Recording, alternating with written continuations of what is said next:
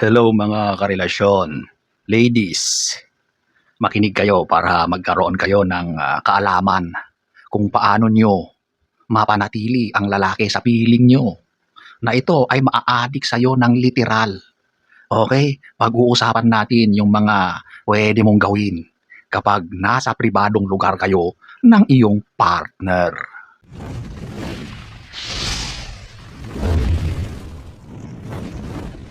So ladies, alam nyo, sa isang relasyon, napakahalaga yung bagay na ito, yung S, okay? Yung ginagawa ninyong dalawa dyan, okay?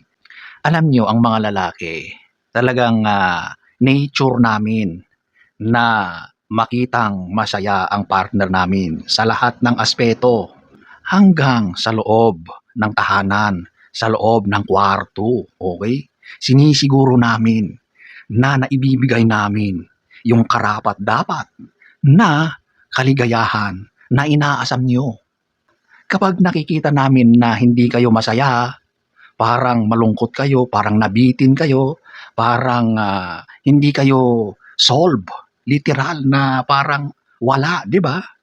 Sa part ng lalaki, kahit tahimik yan, dinadamdam niya yan, okay?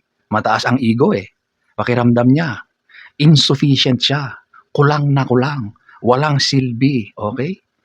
Pero, pagdating naman sa part ng lalaki, meron din kaming inaasam na gawin nyo sa amin para, siyempre, bilang mag-asawa, mag-partner, ay makuha namin yung kaligayahan na ninanais, hinahanap din namin sa'yo, okay? Alam nyo, ang ganitong bagay, dapat pareho kayong aabot sa sukdulan, sa rurok ng kaligayahan. Hindi pwedeng isang tao lang, hindi pwedeng babae lang, hindi pwedeng lalaki lang. Okay? So, ano ang mga gagawin mo para yung lalaki ay mapasaya mo, yung talagang hahanap-hanapin niya, yung talagang hinahanap na aadik sa'yo dahil sa mga ipinaparanas mo sa kanya sa loob ng inyong pribadong tahanan, di ba? Wala nang iba kundi yung ikaw ang mag-initiate. Okay? Gawin mo yung part mo. Kung naging masaya ka na, ikaw naman ang magbalik sa lalaki ng ibinigay sa iyo na kasiyahan. Okay? Maging observant ka. Pag-aralan mo ang mga gusto ng partner mo sa iyo. O kaya, pwede kang manood ng mga bago, kakaibang mga gawain sa aspeto na yan at i-apply mo dyan sa partner mo. Walang masama sa mga ganyang bagay. Basta kayong dalawa lang ang gumagawa at nakakaalam. Okay? So, ibig sabihin ng mag-initiate, literal na ikaw ang magiging driver. Okay? Ikaw ang may control. Ikaw ang gumagawa. Ikaw ang nagkakambyo. Ikaw ang may hawak ng manubela. Ikaw ang nagdra-drive sa kung anong direksyon ang puntahan ninyong dalawa. Gawin mo lahat, okay? Since in control ka, para kang nakasakay sa kabayo, okay? Nasa ibabaw ka. So lahat ng galaw mo dyan, control mo. So siguraduhin mo na yung ginagawa mo dyan sa iyong pagiging driver, sweet lover, o di ba? Ikaw na yun ngayon, hindi yung lalaki. Kasi ikaw na ang may control sa sitwasyon, okay?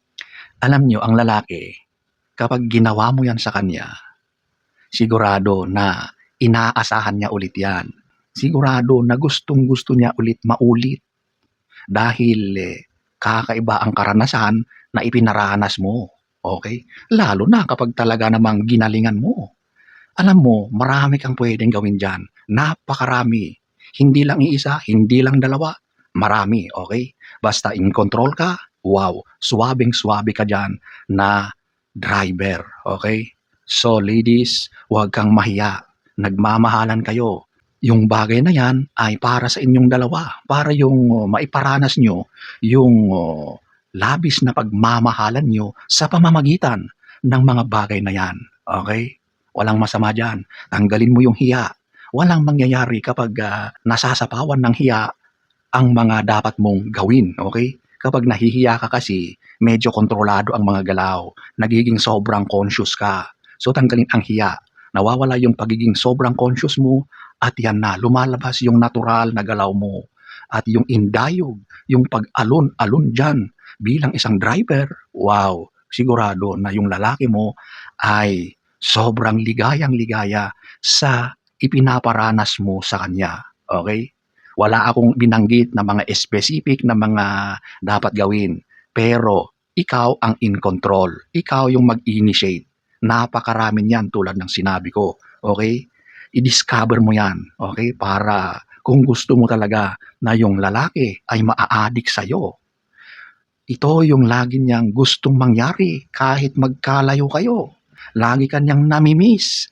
Ibang level ang effect nito sa relasyon nyo. Siyempre, ang mga ito ay spices ng dalawang nagmamahalan na magkarelasyon. Okay? So ladies, good luck. Okay? 2,000 years later. So ayan po mga karelasyon. Ladies, yan lang naman, di ba? Since ito ay usaping pagmamahalan, gawin mo na yung karapat-dapat para yung pagmamahal mo sa partner mo ay maiparamdam mo ng lubusan para ang mga ganap ninyong dalawa ay nagiging memorable experience na ang mga experience na ito ay talagang mas tumitibay ang bond nyo, ang relasyon nyo dahil ikaw na babae ay pinapasaya mo yung partner mo. Okay?